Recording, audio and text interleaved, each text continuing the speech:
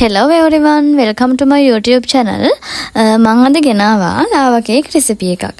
මගේ channel එක ඇතුලේ මම ඉස්සෙල්ලාම දාන රෙසිපි එක තමයි මේක. මම දැනට බිස්නස් එකක් විදිහට මේක කරගෙන යනවා. ඉතින් මගේ රෙසිපි එක තමයි මම මේ අද ඔයාලට කියලා දෙන්නේ. මුලින්ම කියන්න ඕනේ මේක අනිත් අයගේ රෙසිපි වලට වඩා ටිකක් වෙනස්. මොකද මේක මගේම රෙසිපි. ඒ කියන්නේ මම හදන රෙසිපි එක තමයි මේක. මම දැන් ওই වීඩියෝ එකේ දාලා තියෙන විදිහට ওই පදමට ඔය ගානට ලාවා කේක් එක හදා ගන්න පුළුවන් විදිහට මම අද ඔයාලට කියලා දෙනවා. එහෙනම් අපි යමු වීඩියෝ එකට. මුලින්ම අපිට ඕනේ කුකින් චොකලට් ග්‍රෑම් 100ක් මම අරන් තියෙන ඩාර්ක් කුකින් චොකලට් වලින්. ඊට පස්සේ ඕනේ සීනි මේස හැදි එකක්. මම අරන් තියෙන අයිසින් සුගර් අසානෝ වෙනස් කරගත්ත හැකි. බිත්තර 2යි, පාම් පිටි මේස හැදි 1යි හෝ 1මාරක්, වැනිලා තේ හැදි භාගයක්, බේකින් පවුඩර් තේ හැදි කාලක් වගේ, එක්ස්ට්‍රා ග්‍රෑම් 50යි. මුලින්ම චොකලට් ටිකට අපේ එක්ස්ට්‍රා ටික කලවම් කරගන්නවා. ඒක ඩබල් බොයිල් කරගන්න ඕනේ. මයික්‍රෝ එකට දාලා ගත්තත් කමක් නැහැ.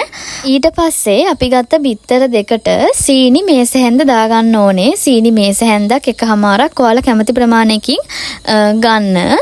මම ගත්තේ අයිසින් සුගර්. ඔයාලා සීනි ගන්නකොට.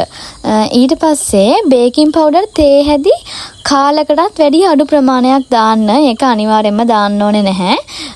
ඊට පස්සේ සීනි කැට ටික දිය වෙනකන් මේක බීට් කරගන්න. හොඳින් බීට් කරගන්න. ඊට පස්සේ බීට් කරගත්ත සීනි බිත්තරයි එකට අපේ පාම් පිටි ටික කලවම් කරගන්න ඕනේ. වික්ස් එකකින් කලවම් කරන්න, බීට් කරන්න එපා ඒක. ඔයාලට මේ වෙලාවේ වුණත් බේකින් පවුඩර් ටික එකතු කරගන්න පුළුවන්. බලාගෙන ඉන්න මේකේ පදම. දැන් ඕක දියාරුවට තියෙන්නේ.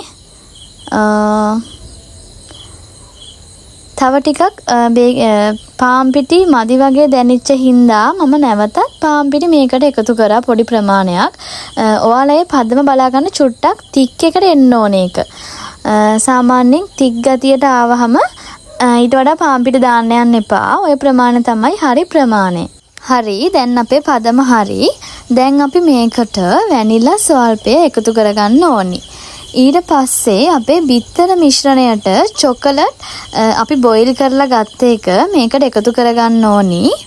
ඔයා ගාව ස්පැචුල එකක් තියෙනවා නම් ඔයා ඒකෙන් අපේ චොකලට් ටික භාජනයට දාගන්න. එතකොට අපිට භාජනයේ රැඳෙන්නේ නැතුව සියලුම චොකලට් ටික අපේ පේස්ට් එකට එකතු කරගත්ත හැකි.